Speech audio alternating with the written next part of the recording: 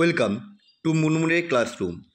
আমরা করছি ক্লাস 12-এর বায়োমলিকুলসের পার্টগুলো। প্রথম পার্ট, টোটাল 6টা পার্টে পুরো বায়োমলিকুলস আমরা কমপ্লিট করে দেবো। গ্লুকোজকে অ্যাসিটিক অ্যাসিডযুক্ত অতিরিক্ত ফিনাইল হাইড্রোজেনের সঙ্গে বিক্রিয়া ঘটালে উৎপন্ন বিক্রিয়াত পদার্থটি কী হবে? ফিনাইল হাইড্রোজেনের সাথে বিক্রিয়া ঘটলে কী হয়? ওসাজন বিক্রিয়া ঘটে, ফলে তৈরি হয় গ্লুকোসাজন। ফ্রুক্টোজও একই বিক্রিয়া ঘটায়। নিম্নলিখিত কোনটি অবিজারক শর্করা? এখানে যেগুলো যদি আমাদের সুক্রোজ অবিজারক শর্করা, কারণ এটা ফেরিং দ্রবণকে বিজারিত করতে পারে না।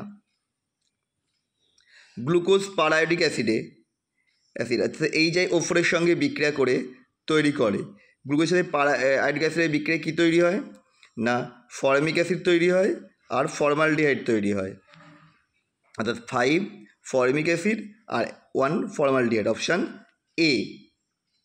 বিক্রিয়াটা দেখো আমি দিয়ে দিয়েছি স্ক্রিনে। কোন বিকারকটির সাহায্যে গ্লুকোজ ও ফ্রুক্টোজের মধ্যে পার্থক্য করা যায়? এটা হচ্ছে ব্রোমিন জলের সাহায্যে পার্থক্য করা যায়। Option C. স্তম্ভ এক স্তম্ভদের মধ্যে মিলকরণ ঘটাতে হবে।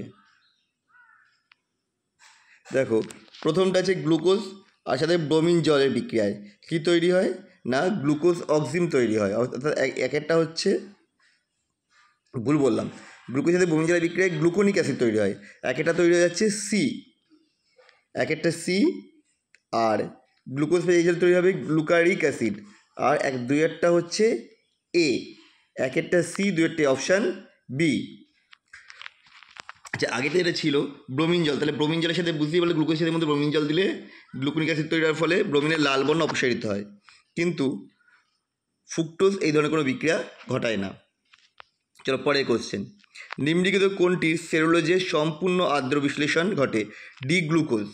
সেলুলোজের সম্পূর্ণ আর্দ্র বিশ্লেষণ ঘটলে ডি গ্লুকোজ উৎপন্ন হয়।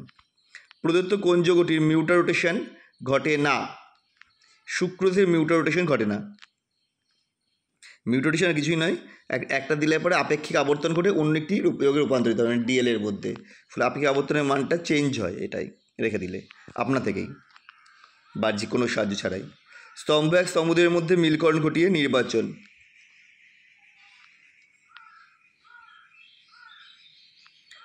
প্রথমটা দেখো, সুক্রোজ। সুক্রোজকে ভাঙলে কী পাবো? গ্লুকোজ আর ফ্রুক্টোজ। একটা হচ্ছে বি, একটা বি হচ্ছে মানে অপশান সি অথবা ডি হতে পারে। ল্যাকটোজেন। ল্যাকটোজেনকে ভাঙলে কী পাবো? গ্লুকোজ প্লাস গ্যালাক্টোজ, অর্থাৎ এ, অর্থাৎ হয়ে যাচ্ছে অপশান সি। দুয়েরটা এ হলে option C.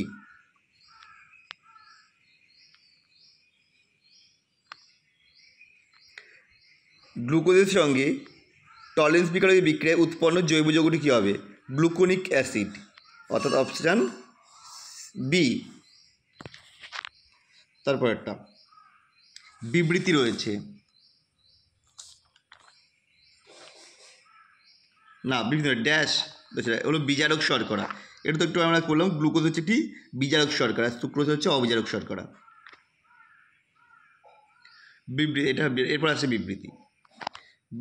D plus glucose হলো প্রকৃতিগতভাবে দক্ষিণাবর্তী বা ডেক্সট্রয়েড, এটা সত্য। ডি চিহ্নটি গ্লুকোজের দক্ষিণাবর্তী আপেক্ষিক আবর্তন নির্দেশ করে না, এটা ভুল। অর্থাৎ এটা হচ্ছে এ সঠিক, বি বলছে আর সঠিক নয়, অপশান সি। স্তম্ভ মেলানো।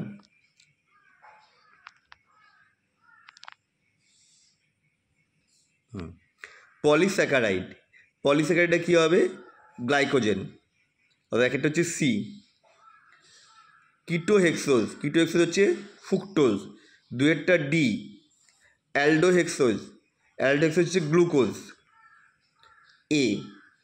অ্যালডোপেন্টোজ, তাহলে এটা হয়ে যাবে অ্যারাবিনোজ, বি।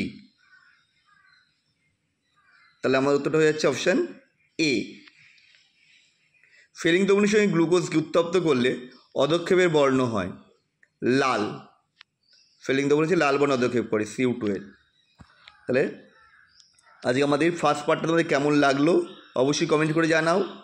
আবার দেখা হচ্ছে খুব শীঘ্রই নতুন ভিডিওর সাথে।